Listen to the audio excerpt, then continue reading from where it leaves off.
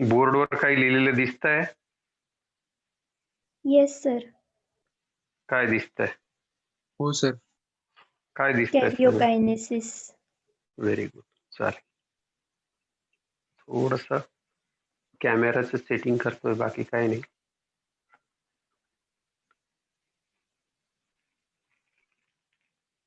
एका बाजूने फिक्स झाला का टेन्शन नाही राहत.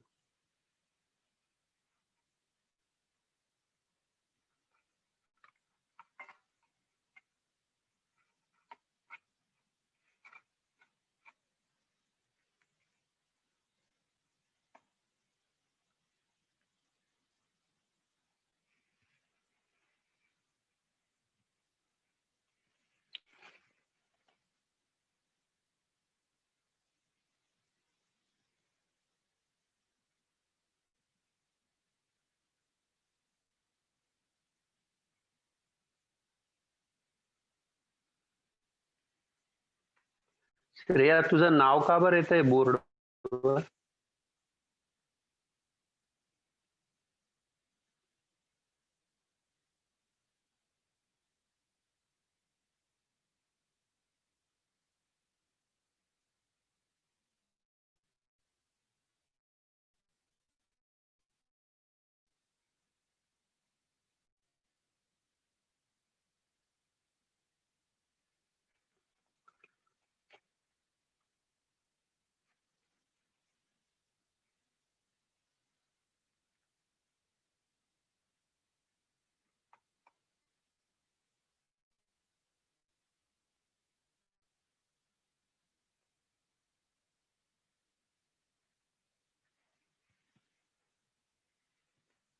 चला,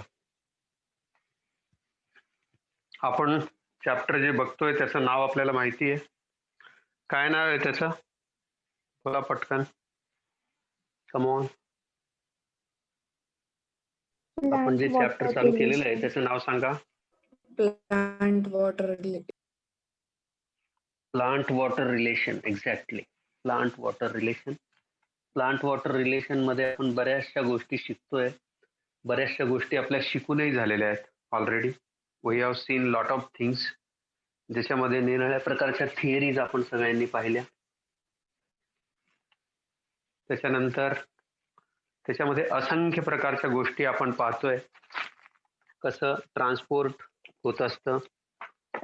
आज आपल्याला दोन गोष्टी शिकायच्या आहेत. पहिली गोष्ट शिकायची आहे की आपल्याला सगळ्यात महत्वाचा पहिला पॉइंट आहे जो राहिलेला होता मागच्या लेक्चरमध्ये, दॅट वॉज EW मंचचं जे हायपोथिसिस आहे फूड ट्रान्सपोर्टचं, ते बघायचं आहे. आणि opening and closing of stomata, या दोन गोष्टी बघायच्या आहेत. तर ह्या दोन गोष्टी बघूया आणि आजचं लेक्चर स्टार्ट करूया. तोपर्यंत सगळं रिव्हिजन करा.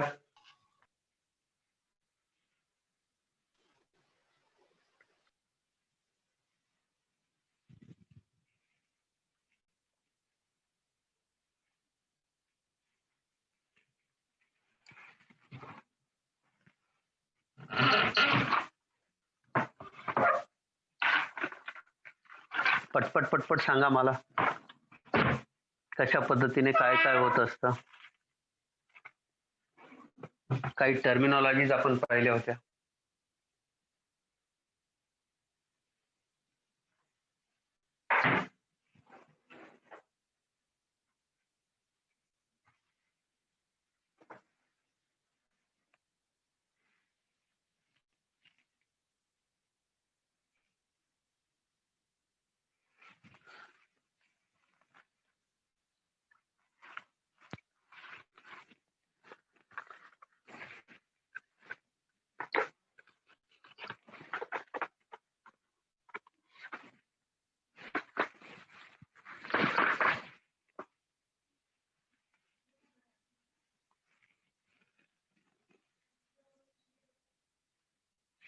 पहिली थिअरी आपण पाहिली होती स्टार्टिंगला. सगळ्यात महत्वाचं, आता जर मी दोन क्वेश्चन विचारले तर मला कोण सांगेल? वॉटर ट्रान्सपोर्टचं जी सगळ्यात आधी ती थिअरी दिली होती, ज्याच्यामुळे एका ठिकाणाहून वॉटरचं ट्रान्सपोर्ट दुसऱ्या ठिकाणी किंवा रूट टू शूट जे होतं त्याचं पहिलं कारण काय कोण सांगतं मला?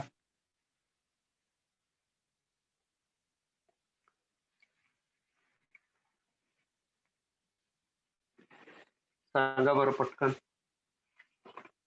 रूट टू शूट जे ट्रान्सपोर्ट होतं वॉटरचं त्याचं बेसिक जे आहे सुरुवातीला काय दिली होती, कोणती थिअरी होती, तिला काय म्हणतात? एनीवन?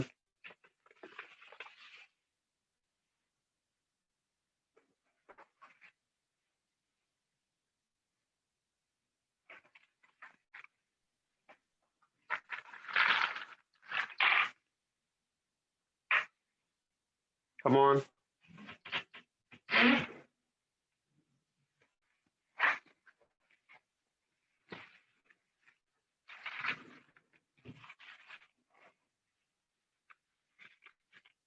आवाज येतोय का मुलांना? बोला ना. Yes sir. बोला ना. बोला मग उत्तर द्या पटपट पटपट.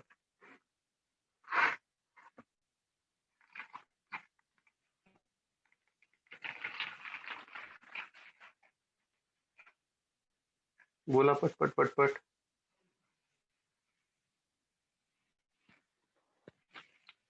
What is the reason behind transport of water? पटकन सांगा. What is the main reason behind the transport of water?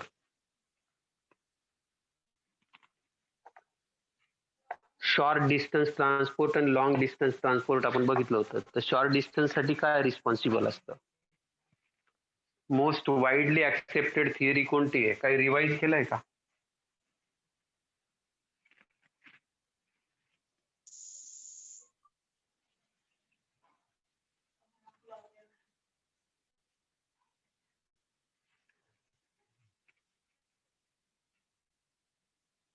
चला सांगा पटकन.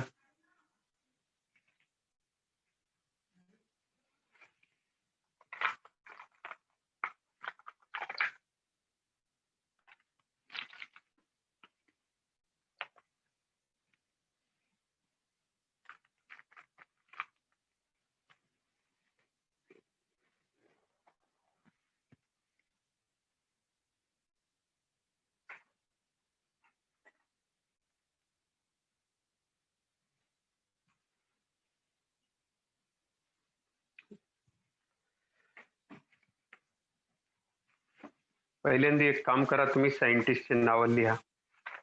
सगळ्यात पहिलं काम ते करा.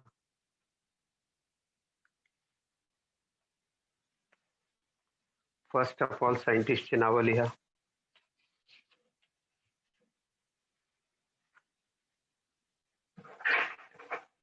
आपल्याला डिफ्युजन प्रेशर डेफिसिट देणारे जे सायंटिस्ट आहेत त्यांचं नाव लिहा. ज्यांच्याकडे बुक असेल ते बुक मध्येही बघू शकतात. B.S. मेयर. B.S. मेयर.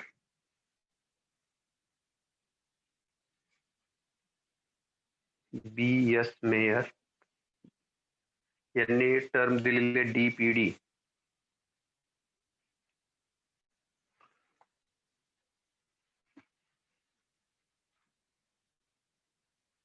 पुढची जी टर्म आहे ती लिहा.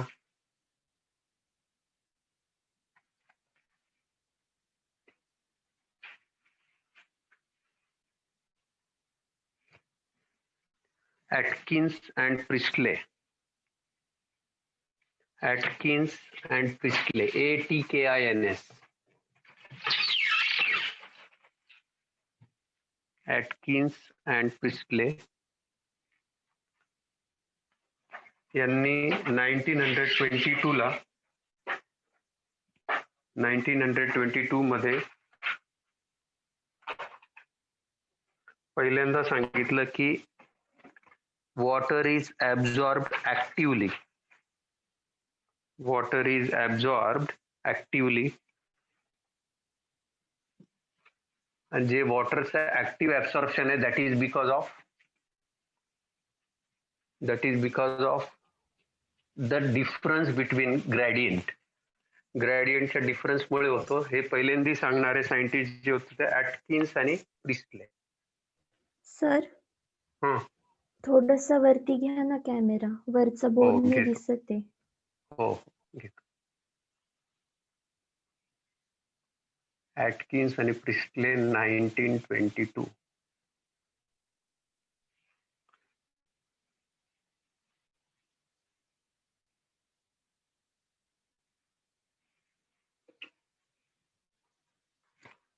क्लिअर झालं की मला सांगा फक्त. चालेल का आता?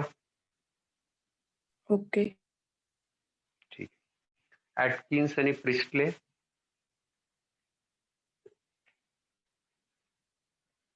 यांनी सांगितलं water is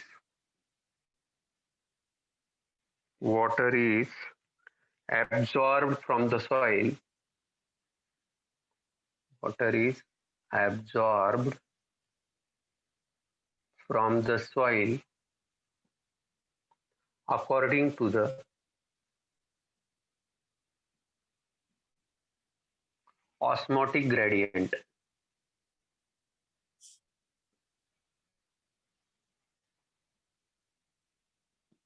Osmotic gradient.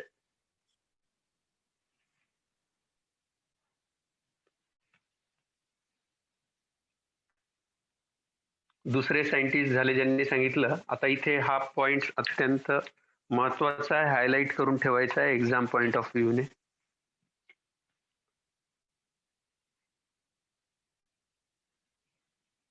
Osmotic ग्रेडियंटने वॉटरचं ऍब्सॉर्प्शन होतं हे सांगणारे जे सायंटिस्ट ते मात्र इथे यांचं म्हणणं असं आहे की ऍक्टिव्ह ऍब्सॉर्प्शन.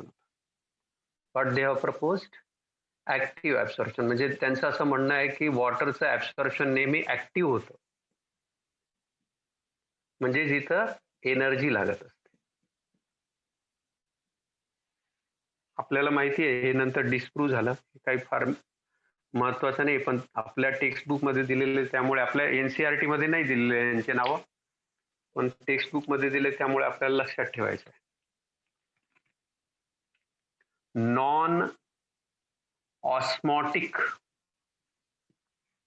ऍब्सॉर्प्शन जे आहे, नॉन ऑस्मोटिक ऍब्सॉर्प्शन जे आहे फ्रॉम द रूट, हे देणारे सायंटिस्ट होते क्रॅमर आणि थिमन. Cramer and थिमन.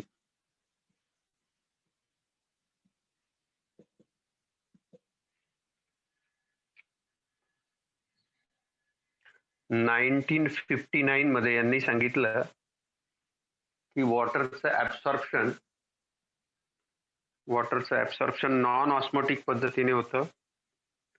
आणि केव्हा होतं त्यांनी सांगितलं, त्याचे 3 रिझन्स आहेत असं त्यांचं म्हणणं आहे.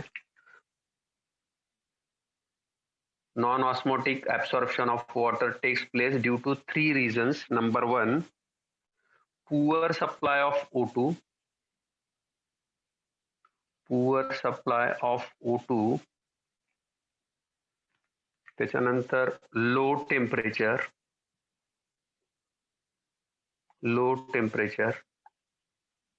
आणि तिसरं महत्वाचं कारण मेटाबॉलिक इनहिबिटर्स.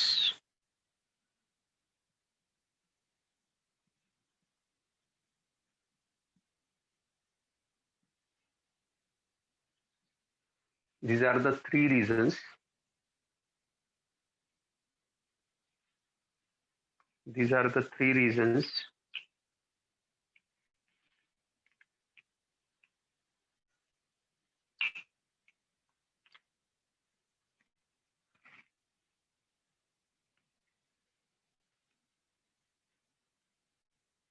Which retards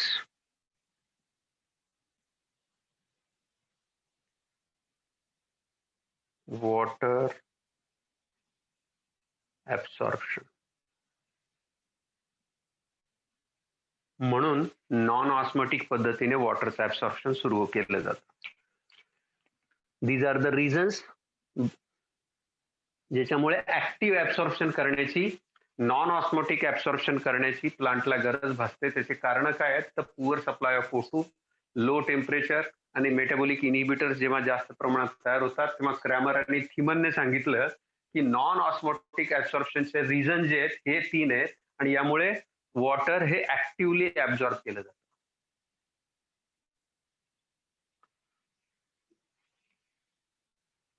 आपल्या टेक्स्ट बुक मध्ये काय म्हटलं एकदा बघा. मी पेज नंबर सांगतो, सगळ्यांनी एकदा बघू शकता. Those who have books they can open and see.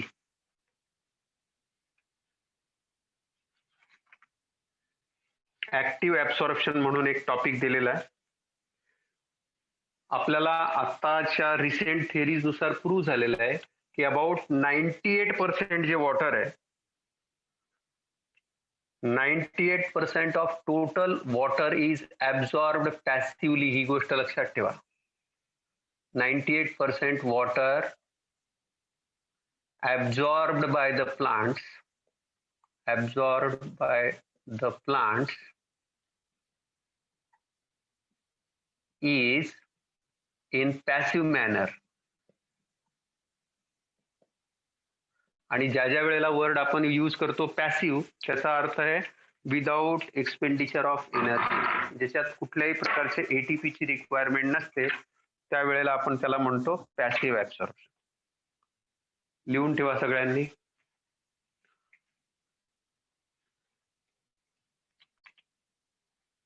Active साठी आपण पाहिलं ह्या दोन गोष्टी.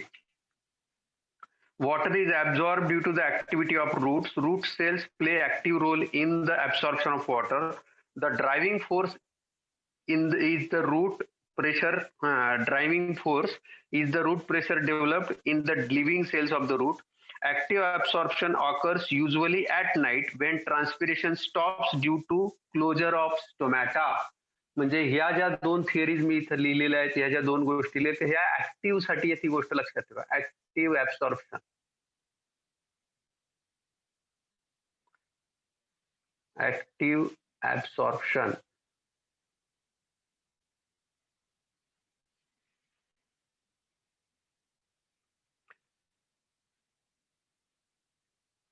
As water absorption is against DPD gradient, there is expenditure of ATP generated through the respiratory activity of the cells. Page number 124. पहिला आहे active absorption may be of two kinds, with osmotic and non osmotic. Osmotic पद्धतीने होतं आणि non osmotic. Non osmotic देणारे scientist होते Cramer and थिमन, आणि osmotic जे असतं देणारे आहेत. आता हे फार जास्त नंतर ही थिअरी टिकलेली नाहीये, परंतु आपण ती एवढ्यासाठी स्टडी करतो कारण दिवसभरात एवढं सफिशियंट वॉटर आलेलं असतं प्लांट्सकडे की ज्याच्यामुळे काम त्यांचं होऊन जातं.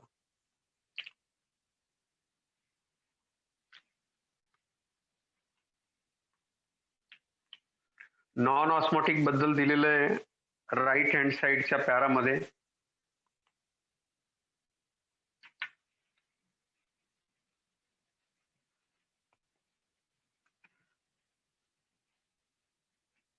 आता पुढचा जो पार्ट आहे तो आपण बघूया, जो आपला राहिलेला रिमेन पार्ट आहे तो.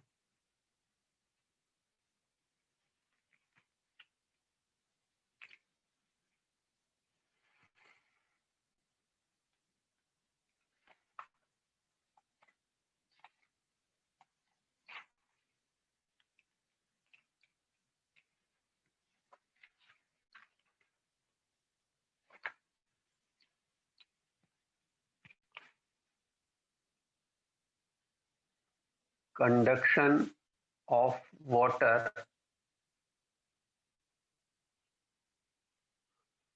occurs due to सगळ्यात जास्त पद्धतीने वाइडली ऍक्सेप्टेड थिअरी सांगतोय. Conduction of water occurs due to transpiration. सगळ्यात जास्त वॉटर ऍब्सॉर्प्शन ट्रान्सपिरेशन मध्ये होतं. Transpiration is the basic reason. कारण बाकीच्या कुठली थिअरी, रूट प्रेशर थिअरी जी आहे, रूट प्रेशर थिअरी एक्सप्लेन करू शकत नाही की why water column is raised up to 100 feets or more, even more also. 100 फुटापेक्षा जास्त उंच जे झाड आहेत, उदाहरणार्थ आपण युकॅलिप्टसचं झाड पाहतो आपल्या घराच्या आसपास, बघितलं असेल तुम्ही की निलगिरीचं जे झाड असतं, या झाडाची हाईट प्रचंड असते. एवढ्या हाईट पर्यंत वॉटर कॉलम पुशअप करण्याचं किंवा पुलअप करण्याचं काम एकच गोष्ट होऊ शकते, एकाच गोष्टीने होते, that is because of transpiration. Now what is transpiration? Transpiration म्हणजे काय? Anybody is knowing what is transpiration?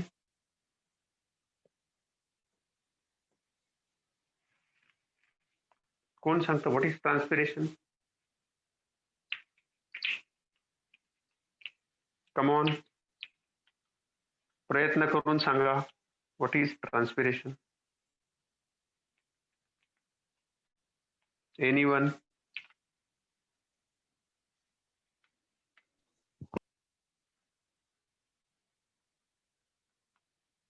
काय असतं ट्रान्सपिरेशन? सोनल आहे का? सोनल, हा सांगा what is transpiration. Anybody is knowing what is transpiration? Loss of water येईल का? Loss of water. Loss of water through stomatal openings in the form of vapour. लिहून ठेवा. What is transpiration? It is the loss of water in the form of vapors, in the form of water vapors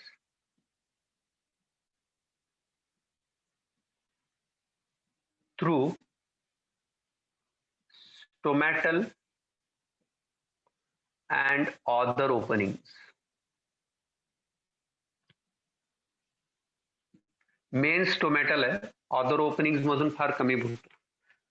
stomatal opening मधून जवळजवळ 90 to 93% of the water is lost. याच्यामुळे आपल्याला transpiration pull theory मिळालेली आहे. काय मिळालेले त्याच्यामुळे? Transpiration pull theory मिळालेली. Transpiration pool theory was given by Dickson and Joly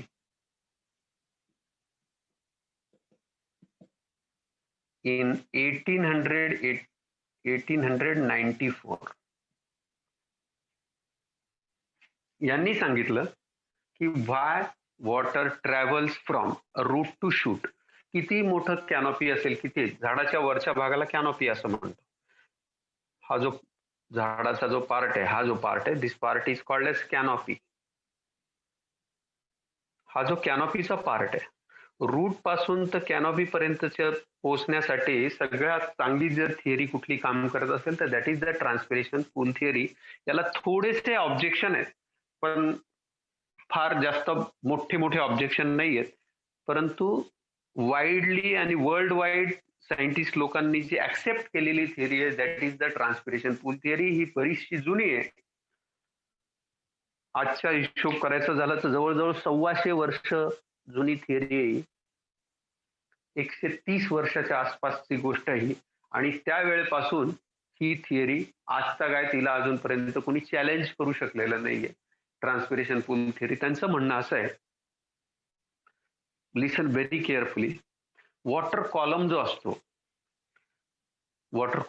असतो ज्या वेळेला दिवस असतो, म्हणजे प्रॉपर सनलाईट असतो, हाय टेम्परेचर असतं, त्यावेळेला काय केलं जातं, रूट्स कडून वॉटर ऍब्झॉर्ब केलं जातं. एक सुरुवातीला रूट प्रेशर थिअरी काम करते अप टू सर्टन एक्सटेंट. त्याच्यानंतर मात्र तो जो वॉटर कॉलम आहे तो वरती खेचणं. आणि एक गोष्ट लक्षात ठेवायची, प्लांट्सकडे वॉटर कंडक्शन साठी 2 गोष्टी असतात. एक असतात ट्रकिड्स आणि दुसरे असतात वेसल्स. झायलेम वेसल्स आणि झायलेम ट्रकिड्स. हे जे झायलेम वेसल्स असतात आणि झायलेम ट्रकिड्स असतात यांच्यामध्ये वॉटर कॉलम असतो, ऑलरेडी पाणी असतं त्याच्यामध्ये. आणि कोहेजन टेन्शन थिअरी, याला दुसरं एक नाव आहे, या थिअरीला आणखी एक नाव आहे कोहेजन टेन्शन थिअरी. आता कोहेजन टेन्शन थिअरी काय याला म्हणायचं, त्याचं कारण पण आहे की दोन सारख्या मॉलिक्युल्स मध्ये, डिसिमिलर मॉलिक्युल्स मध्ये, दोन डिसिमिलर मॉलिक्युल्स मध्ये अट्रॅक्शन असतं. जसं आपण पाहिलं होतं की लिग्निन जे असतं, लिग्निन जे असतं, लिग्निन किंवा सेल्युलोज यांच्यामध्ये नॅचरली ॲफिनिटी असते टुवर्ड्स वॉटर मॉलिक्यूल. आणि त्या वॉटर मॉलिक्युल्स बद्दल असलेली जी ॲफिनिटी असते त्याच्यामुळे पहिल्यांदा वॉटर मॉलिक्यूल आत घेतला जातो आणि एक दोन वॉटर मॉलिक्युल्सचं आपसात अट्रॅक्शन असतं, त्यांच्यामध्ये पण ॲफिनिटी असते. त्यामुळे पहिला मॉलिक्यूल दुसऱ्या मॉलिक्यूलला खेचतो आणि त्यामुळे एक वॉटर कॉलम पूर्णच्या पूर्ण वॉटरची एक चॅनल, एक लाईन तयार होते, एक चॅनल तयार होतो, एक धागा तयार होतो आणि जो हळूहळू ग्रॅज्युअली झायलेम मधून पुढे अपवर्ड कंडक्शन होतं. आणि अपवर्ड होण्याचं कारण काय?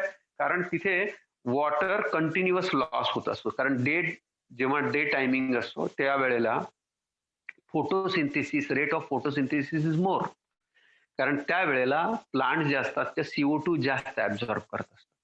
CO2 ऍब्झॉर्ब करतात. CO2 ऍब्झॉर्ब करताना रेस्पिरेशन रेट बऱ्यापैकी हाय असतो आणि रेस्पिरेशन रेट जसं हाय असेल तर त्यावेळेला वॉटरची रिक्वायरमेंट जास्त असते.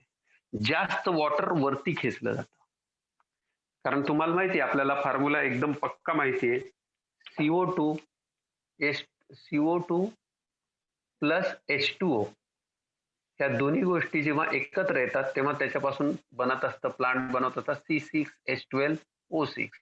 हे मात्र रात्री होते आपल्याला माहिती आहे. परंतु त्याच्यासाठी लागणारं जे रॉ मटेरियल आहे ते रॉ मटेरियल तयार करण्यासाठी आपल्याला माहिती आहे की खूप मोठी प्रोसेस आहे, आपण शिकलेलो आहे फोटोसिंथेसिस चॅप्टर मध्ये. तर ह्या ज्या दोन्ही गोष्टी आहेत, या दोन्ही गोष्टी वॉटर का वरती खेचलं जातं त्याचं कारण असं आहे की इथे रिॲक्शन होत असते. ही जी रिॲक्शन चाललेली असते with the help of different enzymes, तर त्यामुळे काय होतं की more and more water is used up inside the leaves आणि लिव्ज मध्ये त्यामुळे वॉटर जास्तीत जास्त आणलं जातं. वास्तविक तसं बघायला गेलं तर ऍब्झॉर्ब्ड वॉटर पैकी only 1% of water is used by the plants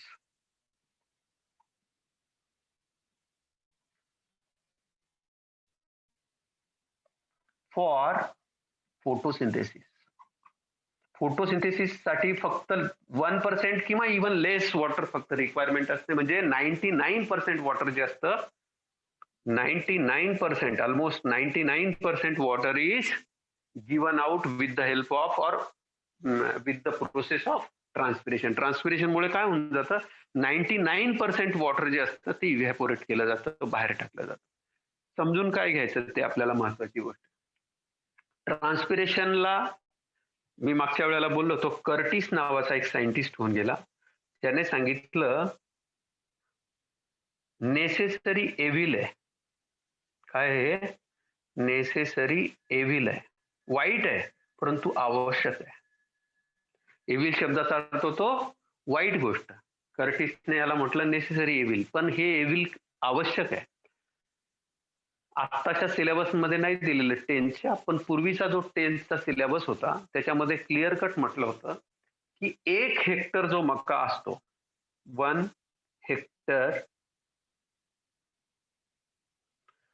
hectare मका जो असतो, या 1 हेक्टर मक्यामध्ये एका दिवसाला 44,000 लिटर पाणी, 44,000 लिटर पाणी ट्रान्सपिरेशन मधून बाहेर टाकलं जातं. तुम्ही अंदाज लावू शकता, एका दिवसाची गोष्ट सांगतो, पर डे म्हणजे एका हेक्टर मक्याच्या पिकातनं आपल्याला माहिती आहे मेज इज ए मोनोकॉट आणि इट हॅज आयसो बायलॅटरल लीफ असतं. याचं लीफ कसं असतं? आयसो बायलॅटरल. तुम्ही पाहिले असतं मोनोकॉटचं लीफ कसं असतं? असं असतं. आणि याच्या equal number of stomatal opening इकडे जेवढे असतील तेवढ्याच इकडे पण असतात. त्यामुळे या लीफला आपण म्हणतो आयसो बायलॅटरल लीफ. आयसो बायलॅटरल. सगळे मोनोकॉट जे असतात त्यांचे लिव्स कसे असतात? आयसो बायलॅटरल असतात. आयसो बायलॅटरल लिव्स. आणि यांच्यामध्ये यांना आयसो बायलॅटरल म्हणण्याचं कारण काय? दोन्ही बाजू सारख्या असतात. डायकॉट मध्ये जनरली आपण एक गोष्ट पाहत असतो की डायकॉट्स मध्ये व्हेंट्रल सरफेस जो असतो, जो जमिनीकडचा भाग असतो, जो जमिनीकडचा भाग असतो, त्याच भागात maximum number of stomatal openings असतात. Maximum number of stomatal openings are present on ventral side of the leaf. But in case of monocots, we find isobilateral leaf. आणि isobilateral leaf जे असतात दोन्ही बाजूने सारखंच ट्रान्सपिरेशन होतं. काय म्हणायचंय मला ते पहिल्यांदा समजून घ्या. मला हे म्हणायचंय की वॉटर जे सॉइल मधून ऍब्झॉर्ब केलं जातं त्याचं मेन रिझन आहे ट्रान्सपिरेशन. आणि ट्रान्सपिरेशनच्या माध्यमातून 98% water is absorb. Rest of 2% water इकून तिकून ऍब्झॉर्ब होतो. त्याच्या डिटेलमध्ये आपल्याला जायचं नाही, काही कारण पण. दुसरी गोष्ट, प्लांट्सकडे जसं स्टोमॅटल ओपनिंग असतात तशा आणखी 2 ओपनिंग असतात. त्यांचे पण नावं लिहून घेऊ आपण. त्यांचे पण नावं लिहून घ्या. Anybody is knowing?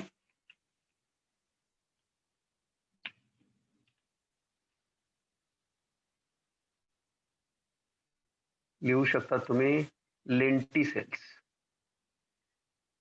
लेंटिसेल्स असतात. लेंटिसेल्स मधून मात्र खूप कमी प्रमाणात वॉटरचा लॉस होतो, अतिशय कमी प्रमाणात.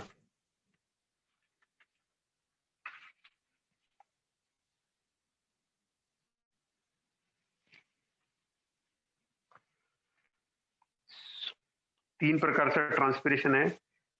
क्युटिक्युलर ट्रान्सपिरेशनचे तिन्ही टाईप लिहून ठेवा.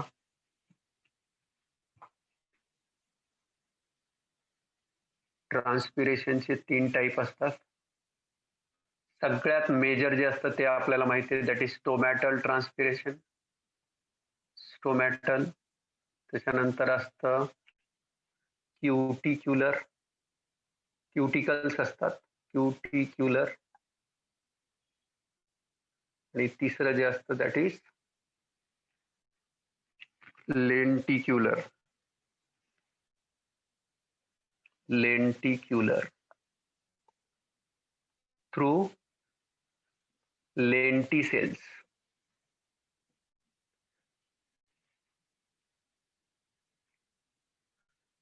आता लेंटिसेल काय प्रकार असतो ते तुम्हाला सांगतो. मी प्लांट अनाटॉमी शिकवताना सांगितलेलं आहे. Still I would like to tell you what are lenticels. Suppose हे प्लांट बॉडी आहे. या प्लांट बॉडीवर समजा ही त्या प्लांट बॉडीवरची बार्क आहे. या बार्क मध्ये असे छोट्या छोट्या ओपनिंग असतात. जिथे ज्या ठिकाणी डायरेक्ट एंडोडर्मिस पर्यंतच्या ह्या आत गेलेल्या ओपनिंग असतात.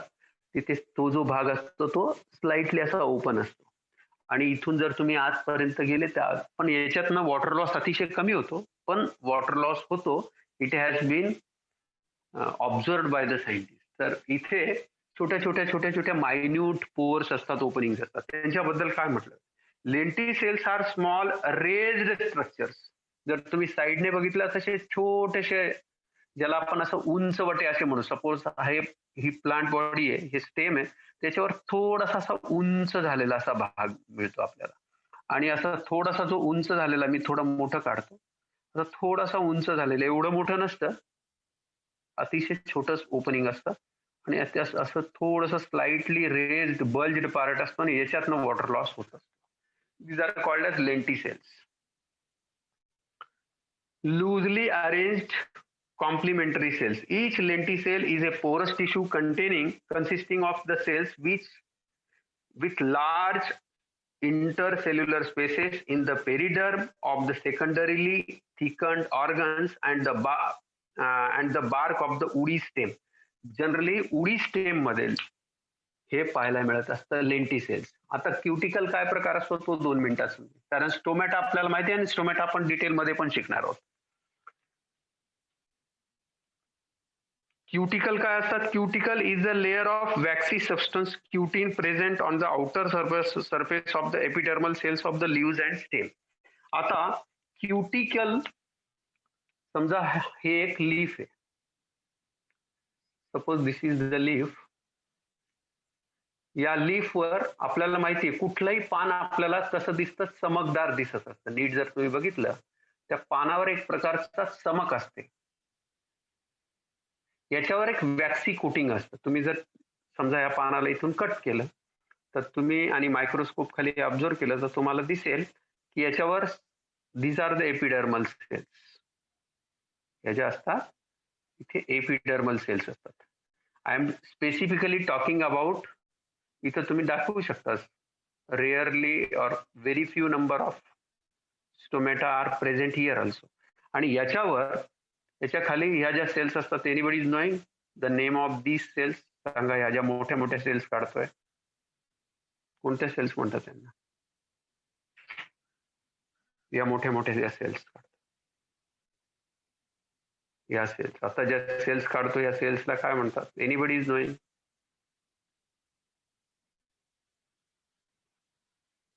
सांगत राहा, कमॉन. या लीफचा मी ट्रान्सफर सेक्शन घेतलेला आहे. या सेल्सला काय म्हणतात?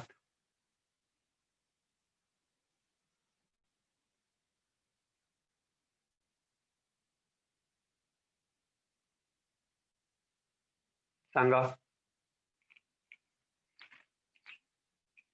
आवाज येतोय का सगळ्यांना? कमॉन कमॉन मुलांनो, आवाज येतोय ना?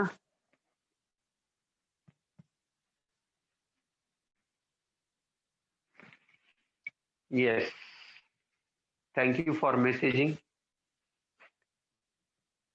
या ठिकाणी क्लोरोप्लास्ट असतं, आपल्याला माहिती आहे. याच्यात क्लोरोप्लास्ट भरलेला असतो. या ज्या सेल्स असतात या सगळ्या सेल्सला एकत्रितपणे म्हणतात मेझोफिल सेल्स.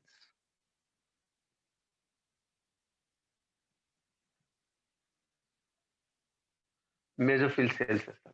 आणि ह्या ज्या वरचा जो लेअर असतो, this layer is called as epidermal cells. या एपिडर्मल सेल्स वर एक लेअर असतो, एक वॅक्सी सबस्टन्स असतो, ज्याला म्हणतात क्युटीन. ज्याला काय म्हणतो आपण? क्युटीन.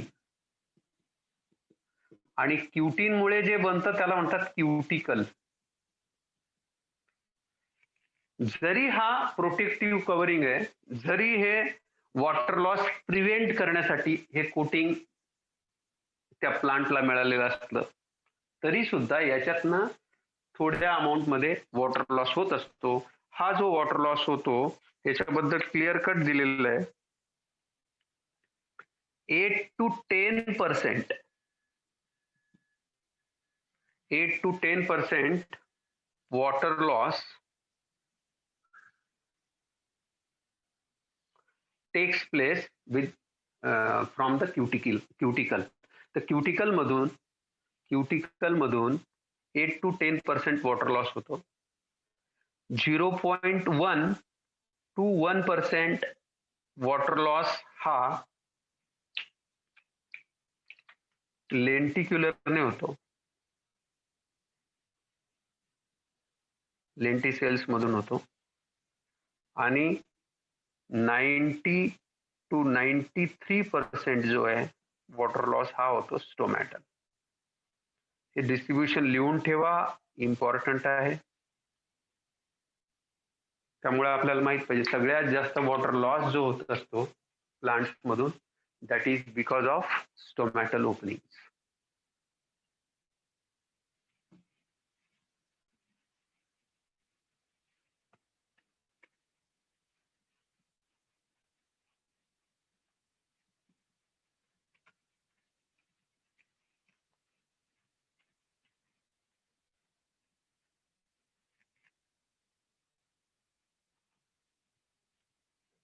आता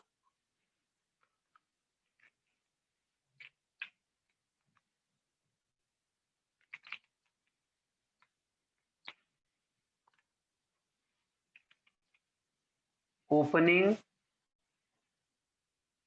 and closing of stomata.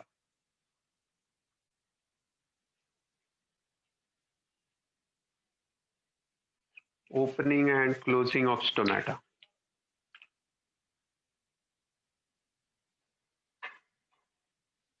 Opening and closing of stomata.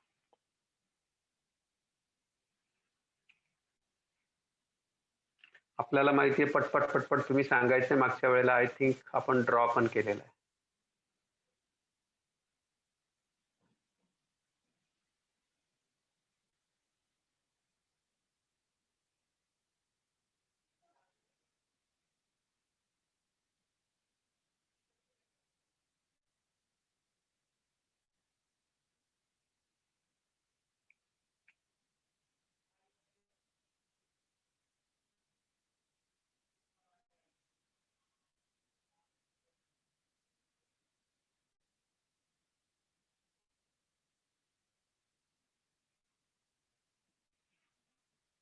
पटपट पटपट नाव द्या.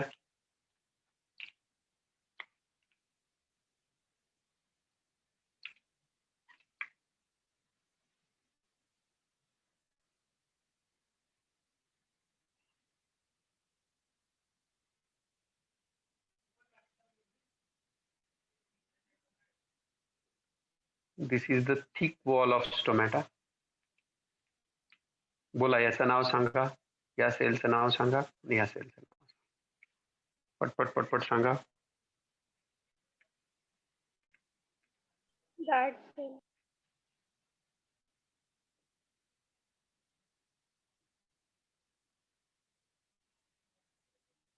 Guard cell. These are subsidiary cells.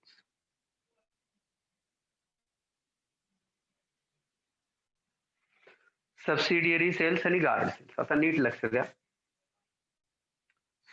Subsidiary सेल्सला मी मागच्या वेळेला तुम्हाला आठवत असेल मी सांगितलं होतं, these are the store house of. कशाच्या स्टोर हाऊस असतात?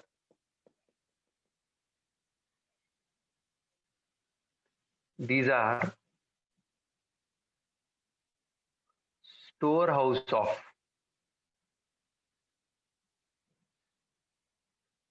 K plus ions.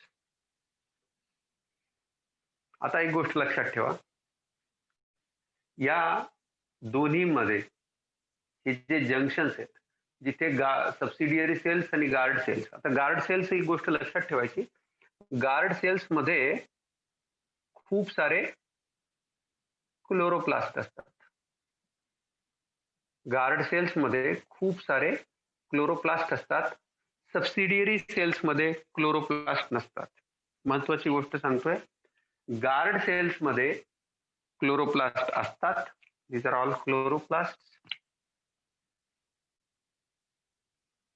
These are all chloroplast.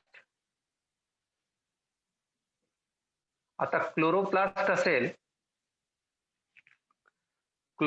असेल याचा अर्थ काय होतो? याचा अर्थ असा होतो की these cells take part in photosynthesis.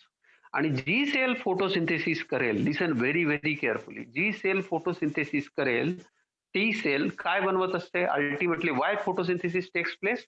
It is because of to form the energy compound, that is the glucose. ग्लुकोजचं सिंथेसिस, शुगरचं सिंथेसिस करण्यासाठीच इथे क्लोरोप्लास्टचा रोल असतो. फोटोसिंथेसिस होणं म्हणजे काय? CO2 आणि H2O कंबाईन केला जातो आणि त्यांच्यापासून C6H12O6 बनवला जातो. म्हणजे या सेल्स शुगर प्रोड्यूस करतील आणि या सेल्स शुगर प्रोड्यूस करणार नाही. ही गोष्ट महत्वाची लक्षात ठेवायची. या सेल्स मध्ये शुगरचं प्रोडक्शन होत नाही. या सेल्स मध्ये, गार्ड सेल्स मध्ये शुगरचं प्रोडक्शन होतं. आता गार्ड सेल्स मध्ये जर शुगरचं प्रोडक्शन होत असेल तर नॅचरली काय चेंज होत असते? ऑस्मोलॅरिटी चेंज होते. येत आहे का लक्षात तुमच्या? म्हणजे ऑस्मॉटिक व्हॅल्यू जे असतात त्या चेंज होतात. आता डे टायमिंग मध्ये काय होतं ते पहिल्यांदा समजून घ्या. आता ही सेल आहे फोटोसिंथेटिकली ऍक्टिव्ह. या सेलमध्ये या सेलमध्ये ज्या वेळेला डे टायमिंग असतो त्यावेळेला डे टायमिंग मध्ये इथून वॉटर आत आणला जातो आजूबाजूला. का आणलं जातं त्याचं रिझन सांगतो तुम्हाला. वॉटर जे असतं आत आणलं जातं आणि सेल कशी होते, टर्जिड होते. आपल्याला माहिती आहे एक गोष्ट की ज्या ज्या वेळेला बाळांनो हे आजूबाजूच्या सेल मधलं वॉटर काढून एखाद्या महत्वाच्या किंवा दुसऱ्या सेलमध्ये टाकलं जाईल तर naturally that cell will become turgid. ती सेल टर्जिड होत असते. असं असण्याचं कारण काय आहे तुम्हाला माहिती आहे की for photosynthesis continuous water requirement is there. म्हणजे आता इथे एक गोष्ट लक्षात ठेवायची, डे टायमिंग मध्ये होतं काय, याची एक थिअरी आहे. लेविट नावाचा एक सायंटिस्ट होऊन गेला. लेविटने ही थिअरी प्रपोज केलेली आहे. लेविटने जी थिअरी दिलेली आहे 1974 मध्ये दिलेली आहे. 1974 मध्ये थिअरी दिलेली आहे की ज्यामुळे आजूबाजूच्या सेल मधलं जे वॉटर आहे ते याच्या आत येतं. इथे जसं आपल्या बॉडीमध्ये सोडियम पोटॅशियम पंप असतो, आपल्या बॉडीमध्ये जसा सोडियम पोटॅशियम पंप असतो तसं या ठिकाणी के प्लस हायड्रोजन पोटॅशियम पंप असतो, H प्लस के प्लस पंप असतो.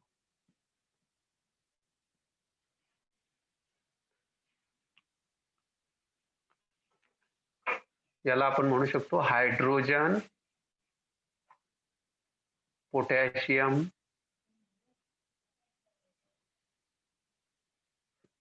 पंप. आता होतं काय नीट लक्षात घ्या. डे टायमिंग मध्ये जेव्हा दिवस असतो त्यावेळेला इथून याच्या आत, आता इथं वॉटर आत का येतं ते पहिल्यांदा समजून घ्या. याच्या आत का वॉटर यावं, वॉटर येण्यासाठी असं कोणता घटक असतो which factor is responsible for endosmosis. आपल्याला माहिती आहे. आता एक्झॉस्मॉसिस आपल्याला माहिती आहे, एंडॉस्मॉसिस माहिती. एंडॉस्मॉसिस होणं म्हणजे काय, या सबसिडियरी सेल्स मधलं वॉटर गार्ड सेलकडे जाणं, तरच तर या ठिकाणी वॉटरचं अक्युम्युलेशन होईल, तरच तर यांची टर्जिडिटी वाढेल, तरच तर ह्या स्वेलअप होतील आणि तरच तर स्टोमॅटो ओपन होईल. मग हे असं होण्यामागे रिझन काय असतं, रिझन असं असतं की या ठिकाणाहून मॅक्सिमम जे होतं इथे एक्सचेंज केले जातात आयन्स. याचं इथे आयन्सचं एक्सचेंज होतं. काय एक्सचेंज होतं ते आपण नीट लिहून घेऊ.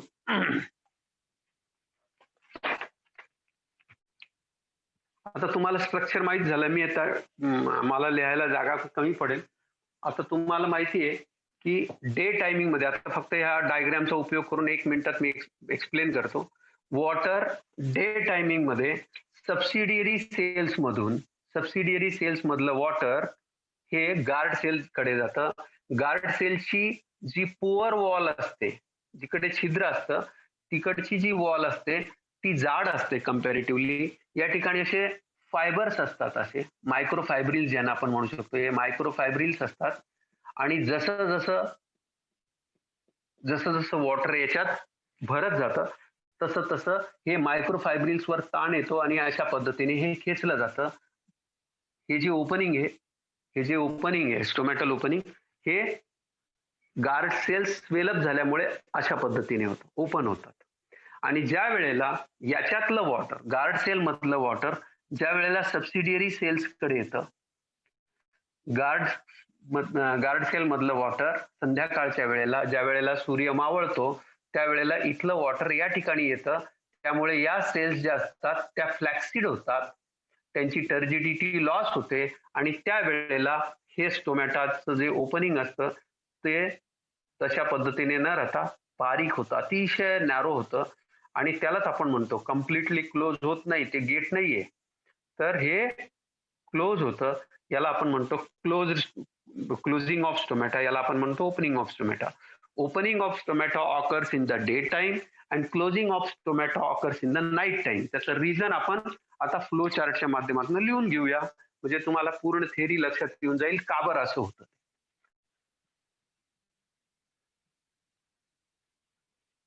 वरवर मी काय सांगितलं की वॉटर गार्ड सेल्स मध्ये जातं त्यावेळेला स्टोमॅटा ओपन होतात आणि गार्ड सेल मधलं वॉटर जेव्हा सबसिडियरी सेल्स मध्ये पुन्हा परत जातं त्यावेळेला स्टोमॅटा क्लोज होतात. तर दिस इज द रिझन. पण त्याचं रिझन काय आहे, त्याचा संबंध डायरेक्ट ऑस्मोलॅरिटीशी आहे, ते आपण समजू.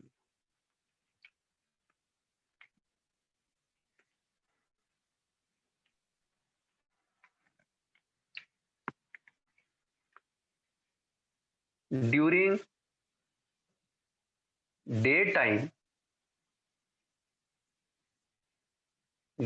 daytime,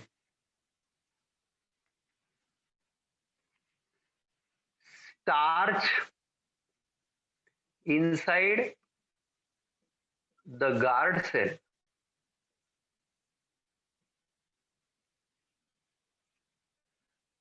is converted into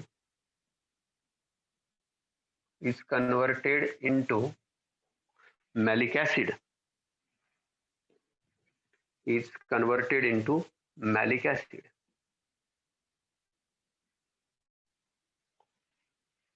Starch inside the guard cell is converted into malic acid. आणि मॅलिक ऍसिडचं कन्व्हर्जन झालं की malic acid is converted again into 2 parts that are H plus ions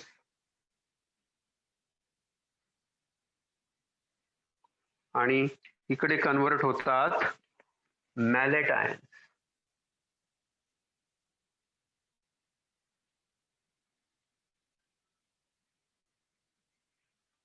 Malic acid is get converted into H plus ions and malate ions.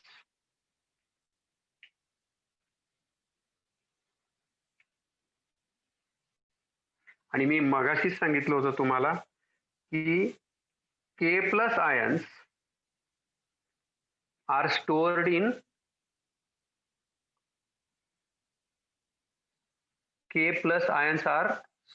in subsidiary cells.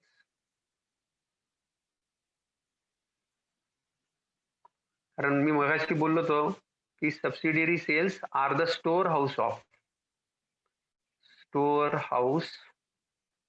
Of K plus ions. आता इथं आयन्सची exchange होते. Ions exchange केले जातात with the help of H plus K plus pump. No doubt energy will be required. Pump फिरवण्यासाठी, pump चालवण्यासाठी, pump शब्द आला तर ऍक्टिव्ह समजायचं, त्याच्या वेळेला एटीपीची रिक्वायरमेंट असते. आता इथे हे जे के प्लस आयन्स आहेत बेटा, हे के प्लस आयन्स गार्ड सेलकडे टाकले जातात. गार्ड सेल्स कडे काय टाकले जातात? के प्लस आयन्स. आणि इथले जे गार्ड सेल्स मधले जे H प्लस आयन्स आहेत ते कुठे टाकले जातील? सबसिडियरी सेल्स कडे. इथे के प्लस दाखवतो, इथून हे खाली H प्लस येत आहेत. आता होतं काय, नीट लक्ष द्या. आता होतं असं की जसं के प्लस आयन्स याच्याकडे येतात, हे मॅलेटचं कन्व्हर्जन होऊन जातं, यांचं पोटॅशियम मॅलेट मध्ये कन्व्हर्जन होऊन जातं. Potassium malate.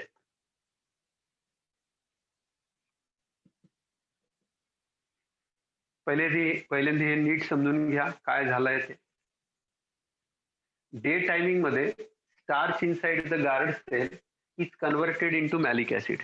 मॅलिक ऍसिड मध्ये कन्व्हर्जन झालं की मॅलिक ऍसिड इमिजिएटली असलेल्या एन्झाईम्समुळे डिसोसिएट होतं. डिसोसिएट कशामध्ये होतं? H प्लस आयन्स मध्ये आणि मॅलेट आयन्स मध्ये. मॅलेट आयन्स जे असतात ते सेपरेट होतात, H प्लस आयन्स सेपरेट होतात. H प्लस आयन्स जसे जमा व्हायला लागतात, H प्लस आयन्स जसे जमा व्हायला लागतात कोणाकडे? गार्ड सेलकडे. त्यावेळेला पंप ऍक्टिव्हेट होतो. H+K+ जो पंप आहे, potassium sodium hydrogen potassium pump जो आहे तो ऍक्टिव्हेट होतो. ऍक्टिव्हेट झाल्याबरोबर तो त्याचं फंक्शन चालू करतो.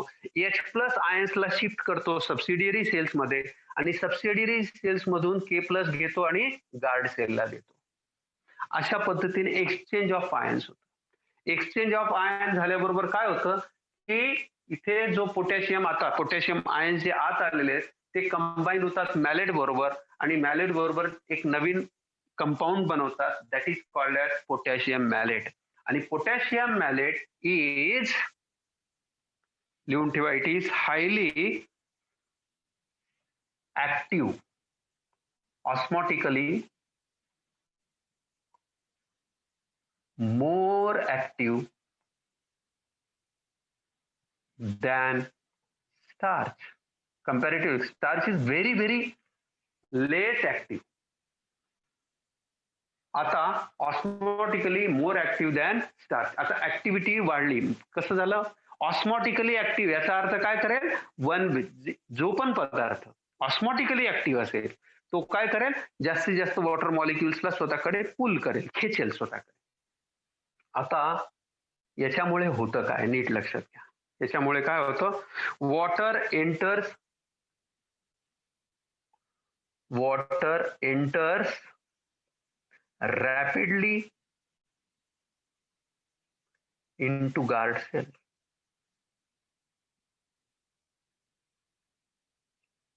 आता याच्यामुळे होतं काय?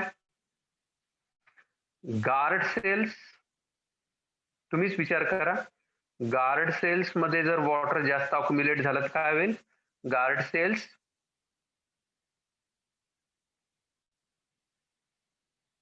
Become turgid. Guard cells become turgid आणि रिझल्ट काय मिळेल त्याचा?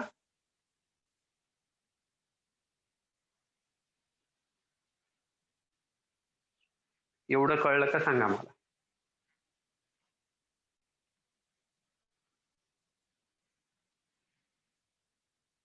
कमॉन, एवढं कळतंय का सांगा.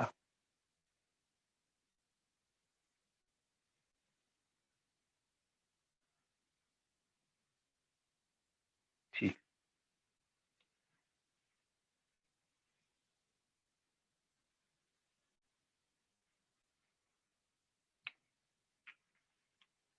आता नाईटच्या वेळेला काय होतं?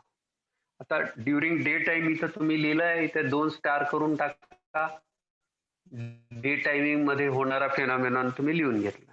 आता ड्युरिंग नाईट टाइम किंवा ड्युरिंग इव्हिनिंग काय होतं ते आपण समजून.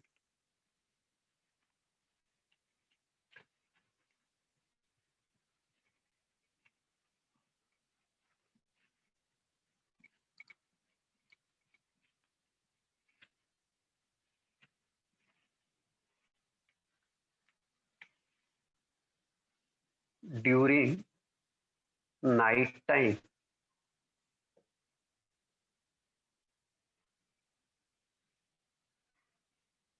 स्टोमॅटा लगेच क्लोज होत नाही, गोष्ट लक्षात ठेवा. संध्याकाळ झाली लगेच इमिजिएट स्टोमॅटा क्लोज होतील असं नाही. हळूहळू क्लोजिंगची प्रोसेस सुरू होते आणि मग रात्री जवळजवळ कम्प्लिटली क्लोज होतात.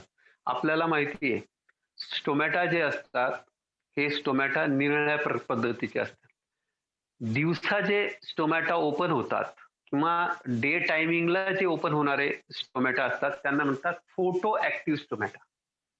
त्यांना आपण म्हणतो फोटो ऍक्टिव्ह स्टोमॅटा. याचा अर्थ लिहून ठेवा. फोटो ऍक्टिव्ह स्टोमॅटाचा अर्थ होतो स्टोमॅटा which open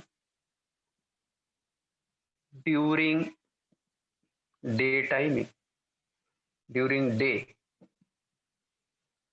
आणि नाईट मध्ये जे होतात त्यांना म्हणतात scoto active stomata. Scoto active stomata.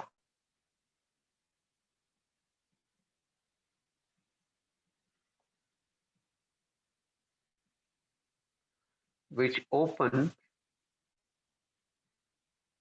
during night. याचे एक्झाम्पल कोणाला सांगता येतील? एनीवन? एक एक्झाम्पल, एक MCQ साठी एक लिहून ठेवा. सायपेरस नावाचा एक प्लांट असतं. सायपेरस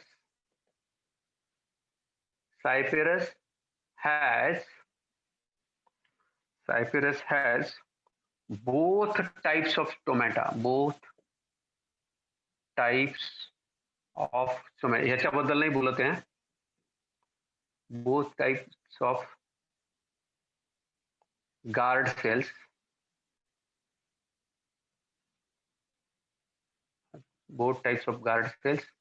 That is kidney shaped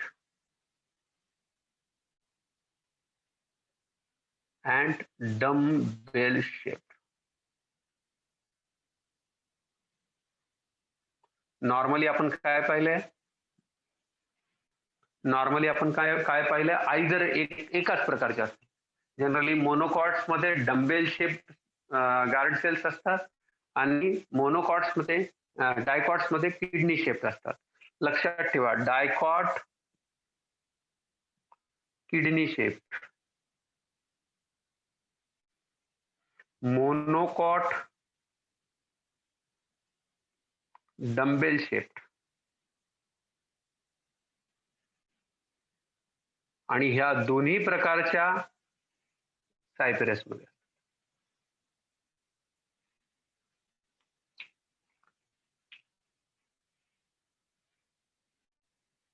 लिहून ठेवा. आता नाईट टाइमला काय होतं ते आपल्याला बघायचं आहे. हे आठवलं का? मी त्या वेळेला लगेच लिहून देत असतो, कारण हे प्रत्येक मी जे सांगितलेले each and every word is MCQ. आता नाईट टाइम मध्ये एक हॉर्मोन ऍक्टिव्ह होतं. That hormone is ABA. ABA नावाचं हॉर्मोन जे असतं, hormone is produced by chloroplast. Chloroplast जे असतात ते ABA नावाचं हॉर्मोन सिक्रेट करतात. ह्या हॉर्मोनला म्हणतात plant hormone. This is the plant hormone. याला म्हणतात abscisic acid. This is abscisic acid.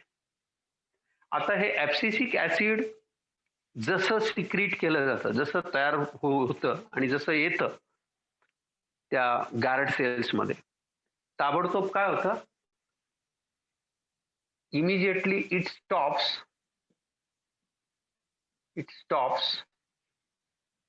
H+K+ pump. सगळ्यात पहिलं काम हे करतं. ऍब्सिसिक ऍसिड पहिल्यांदा काय काम करेल? H+K+ पंप पहिल्यांदा बंद करून टाकतो. जसं तयार होतो तसं ताबडतोब. आणि abscisic acid, why abscisic acid is secreted by this chloroplast? Because जसं संध्याकाळ होते, जशी संध्याकाळ होते तसं वॉटर लेवल जो असतो, वॉटर टेबल जो असतो जमिनीतला, तो कमी खाली जातो. मग वॉटर ऍब्सॉर्प्शन जे असतं, ट्रान्सपिरेशन त्या स्पीडने होत नाही. ट्रान्सपिरेशन न झाल्यामुळे जास्त प्रमाणात वॉटर वरती खेचलं जात नाही. वॉटर वरती खेचलं गेलं न झाल्यामुळे काय होतं की अल्टिमेटली वॉटर कमी यायला लागतं. आणि ज्या वेळेला स्ट्रेसफुल कंडिशन येते, लिसन व्हेरी केअरफुली, ज्या वेळेला स्ट्रेसफुल कंडिशन येते त्यावेळेला वॉटर पाहिजे असतं जास्त पण मिळत नाही तेवढं, त्यावेळेला एक this is the stress hormone of the plant, abscisic acid तयार व्हायला लागतं. ऍब्सिसिक ऍसिड तयार झालं की त्यांनी सगळ्यात पहिल्यांदा काय काम केलं? हायड्रोजन पोटॅशियम पंप बंद करून टाकला. आता हायड्रोजन पोटॅशियम पंप बंद केल्याबरोबर काय होऊन जाईल? नॅचरली आपल्याला माहिती आहे की आतल्या बाजूला काय जास्त झालेलं आहे? आतल्या बाजूला काय जास्त आहेत? पोटॅशियमचे आयन जास्त आहेत. बाहेर काय आहेत? हायड्रोजनचे आयन जास्त आहेत. म्हणजे सबसिडियरी सेल्स मध्ये काय आहेत? हायड्रोजन किंवा ज्याला आपण प्रोटॉन म्हणतो ते आयन जास्त आहेत. आणि गार्ड सेल्स कडे काय कशाची संख्या जास्त आहे, कोणते आयन जास्त आहेत, पोटॅशियम आयन जास्त आहेत. आता ही कंडिशन डोक्यात राहू द्या, मग आपण बघू त्याच्यानंतर काय. आता होतं काय इथून पुढे लिहून घ्या.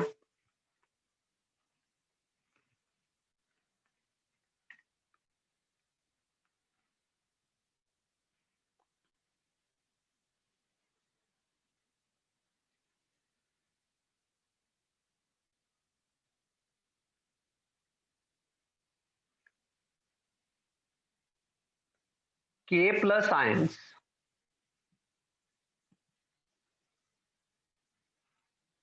go out of the guard cell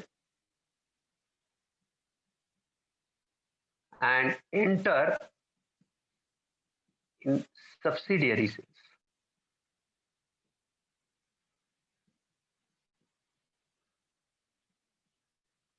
H plus ion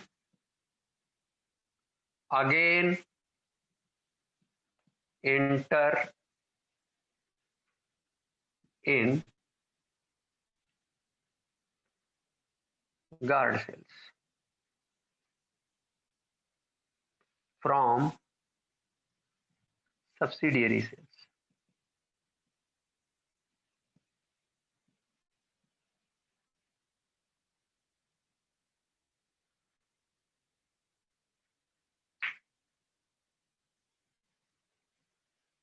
आता प्रश्न असा पडतो की असं का झालं?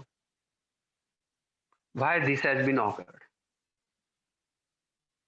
This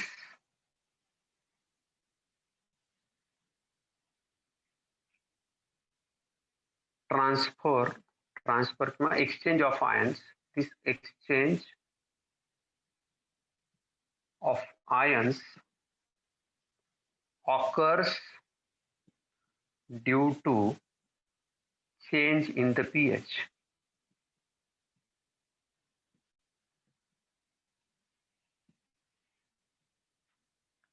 Due to change in the pH.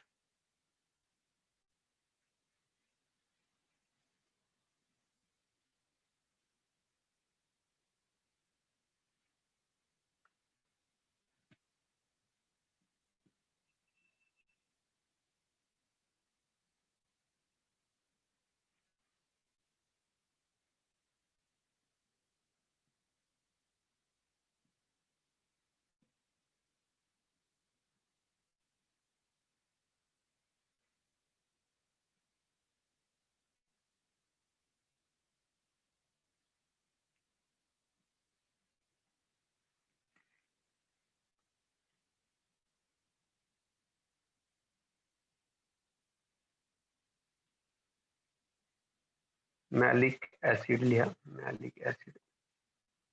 Malic acid करून घ्या, फक्त एवढा चेंज करा. फक्त इकडे लक्ष द्या. नॉर्मल पीएच मध्ये स्टार्चचं फॉर्मेशन होतं कशापासून? मॅलिक ऍसिड पासून. आता आपल्याला माहिती होतं की H प्लस आयन्स आणि मॅलेट आयन्स सेपरेट झाले होते.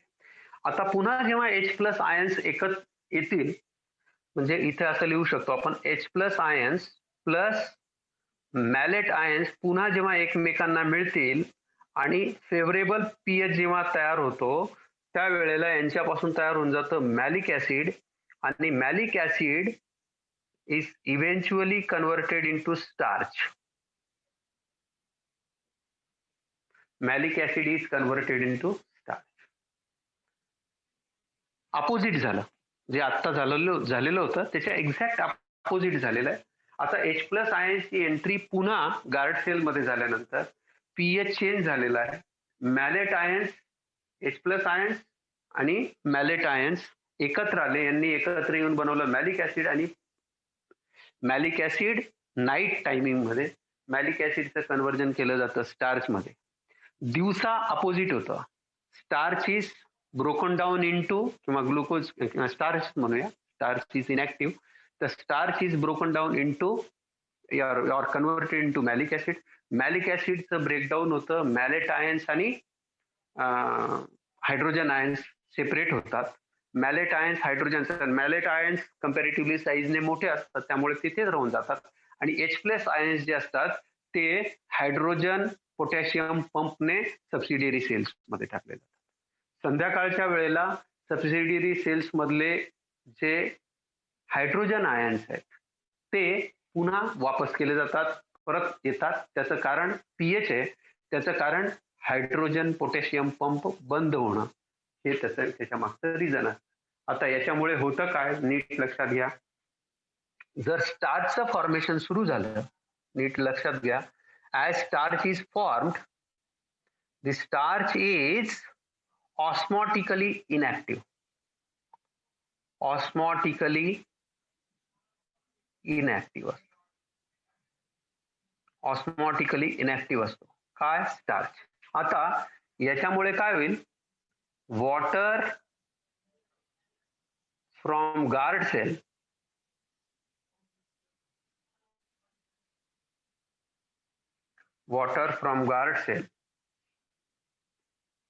enters in subsidiary cells.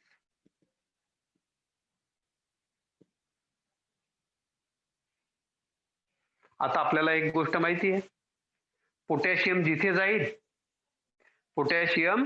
जाईल तिथे काय करेल, त्याची ऑस्मोलॅरिटी वाढवून देईल, त्याची ऑस्मॉटिक व्हॅल्यू वाढवून देईल आणि त्यामुळे काय होईल, water naturally moves towards here in subsidiary cells. Water from guard cells enters in subsidiary cells. Guard cells become flaccid, stomata closed.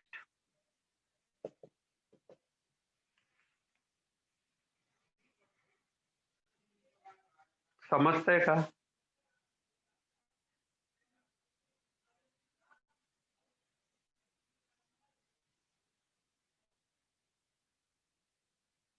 हे समजतंय का सांगा बरं.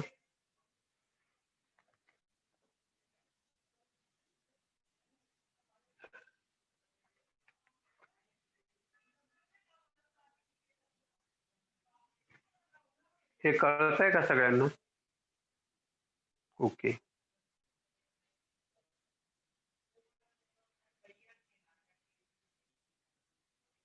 चालेल. छोटासा पार्ट राहिलेला आहे, त्याच्यानंतर आपण मिनरल न्यूट्रिशन नावाचं जे चॅप्टर आहे, जे NCERTच्या अकॉर्डिंग जर आपण गेलो तर 11th आहे, पण 12th ला आपण प्लांट ग्रोथ अँड डेव्हलपमेंट मध्ये ते शिकणार आहोत. याच्या पुढचं जे चॅप्टर ते आपण उद्या चालू करणार आहोत आणि ते बहुतेक ह्या आठवड्यात संपूनही जाईल, काही काळजी करू नका.